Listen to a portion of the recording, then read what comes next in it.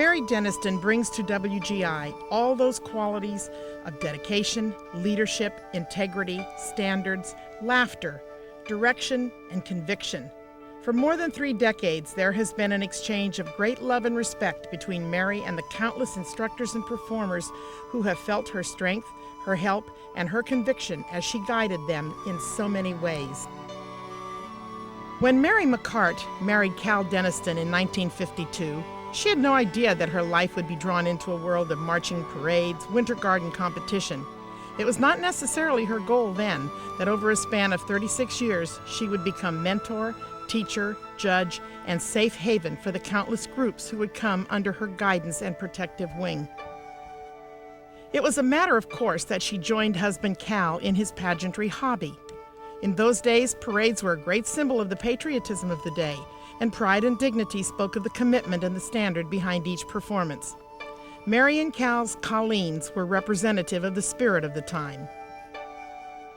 Guard competitions were held outdoors, and requirements and flag code dictated our creative process. The Bible then was the word according to Field Manual 22-5 and the American Legion Flag Code. The penalty judge was supreme, and the tick system and error dictated excellence. Field judges were almost inside the ranks, and general effect was frequently judged from a seat on a table at the edge of the field. Cadence was required to be maintained between 128 and 132 beats per minute, and militarism and precision was the standard. Our concerns then were about trailing, sweeping, and point of honor, and the etiquette of the pass and review, standing present, and posting of colors. The evolving pageantry family was growing out of one tradition and into another.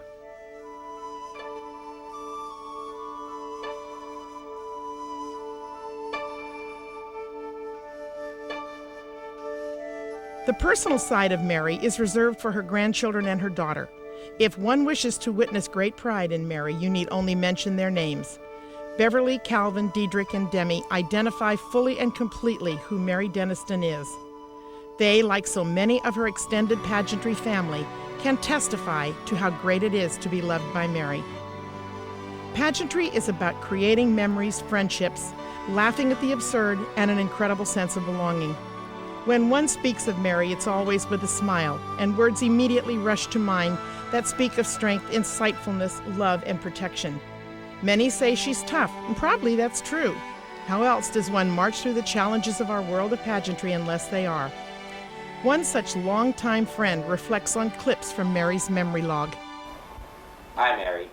Today's Thanksgiving, and as you can see in the Kelly tradition, we have our first Christmas tree up. But Thanksgiving is a day to reflect on friends and loved ones who you respect and who you want to wish well. Today is a Thanksgiving day all about you. And the reason it's about you is because you have been given this prestigious award.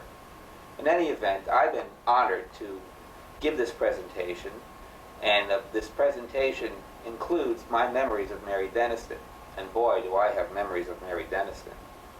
But you know, my first memory of Mary Denniston, I didn't even know you. In fact, the only thing we knew about you was you were the Dragon Lady. That's right. We never, ever, would ever approach Mary Denniston. She was the goddess, the diva in the 60s and 70s. She enjoyed and taught this color guard called the Colleens. Derby hats and vests and skirts and kick boots. I mean, they were pretty awesome. They were the color guard you love to hate. Anyway, Mary Denniston was the principal, or one of the principal instructors, along with Cal. I do remember the first time meeting Mary Denniston. I was about 15 years old and was in the St. Raphael's Buccaneers Saber Trio. 3 guys who were spinning sabers wanted to participate in a color guard show. We used to follow the St. Raphael's marionettes and asked if we can participate in terms of an exhibition at a color guard show. Believe it or not, it was the Colleen's color guard show. The diva of color guard, again, was in charge, and we had to approach Mary Denniston. Mary said to my friend that we would have to come and we would have to perform for her personally. That was one of the scariest moments of my life, I can tell you that much.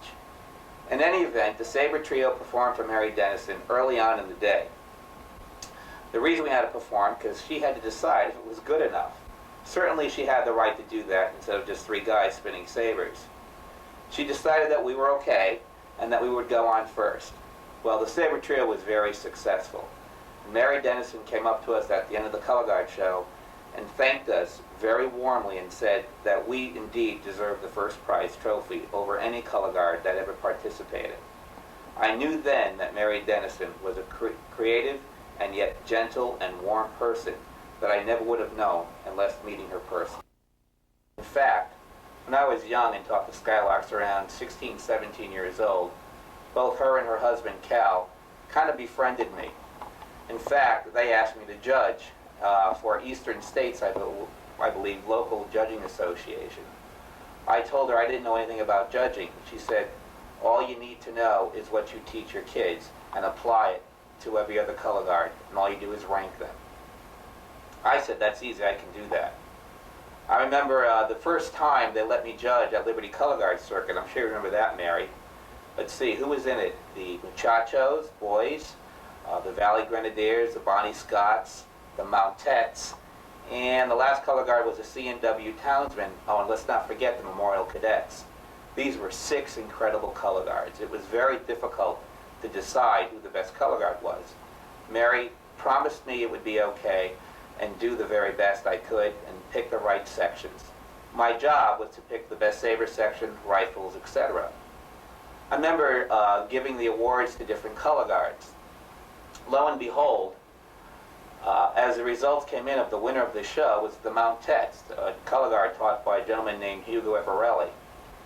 Well, I gave the Mountettes no awards. In fact, I had them 5th or 6th in each caption. Mary was standing by me, and she obviously knew what Hugo Everelli was probably going to do to me as a judge my very first time. And he said to me, young man, do you know who I am? And I honestly said, no, I really don't. He said, well, I teach the Mountettes, and do you know that they won the show today? And I says, well, yes, they do. He says, well, what do you have to say for yourself?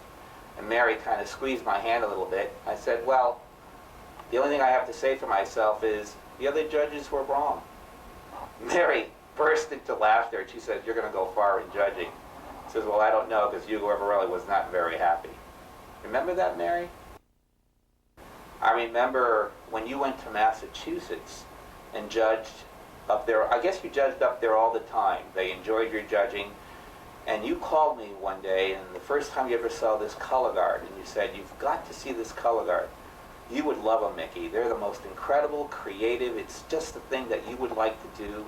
They're fun, they're interesting. And she's going on and on and on about this color guard in Boston.